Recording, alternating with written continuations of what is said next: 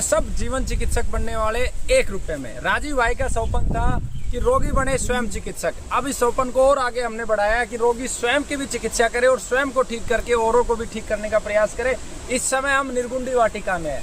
निर्गुंडी एक आयुर्वेद का बड़ा उपहार है। जीवन चिकित्सा में निर्गुंडी जो हमने 151 वनस्पतियां हैं उसमें निर्गुंडी को शामिल किया है।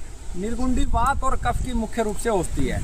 निर्गुंडी का जहाँ तक प्रयोग है, जो गठिया है, गठिया के अंदर निर्गुंडी के पत्तों का समरस देंगे। लगभग अगर चूर्ण देना है पत्तों का 5 ग्राम सुबह 5 ग्राम शाम, रात्रि में हम उसको रोगी को ऐसा एक साथ में दूसरा चूर्ण देंगे जो पाचन को क्लियर करे। या तो गाय के दूध के साथ जो है घी, नहीं तो आप हम देंगे त्रिफला या हिंगवाष्टक चूर्ण भी देंगे, जिससे कि जो आम बन रहा है आम वात में वो समाप्त हो जाए। जोड़ों के दर्द में आप निर्गुंडी के पत्ते और हार श्रृंगार दोनों को मिला के देंगे।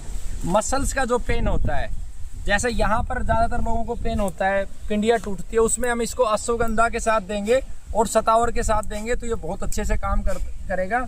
जिन लोगों को सर में दर्द है तो इसके निर्गुंडी के पत्तों का लेप करने से सर का दर्द दूर हो जाता है। माँ जब संतान का निर्माण करती है तो बच्चे के जन्म से ठीक पहले हमारे नाभि प्रदेश पे और इसका योनि के ऊपर लेप करने से प्रसव बहुत आसानी से हो जाता है।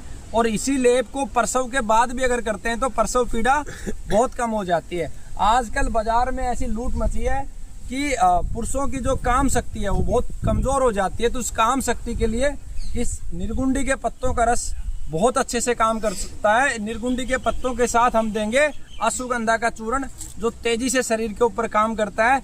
इसका जो लेप है वो इंद्रियों के ऊपर भी लेप किया जा सकता है, जिससे स्थिरता कम हो जाती है। इसके अलावा इसके और बहुत अनंत उपयोग है।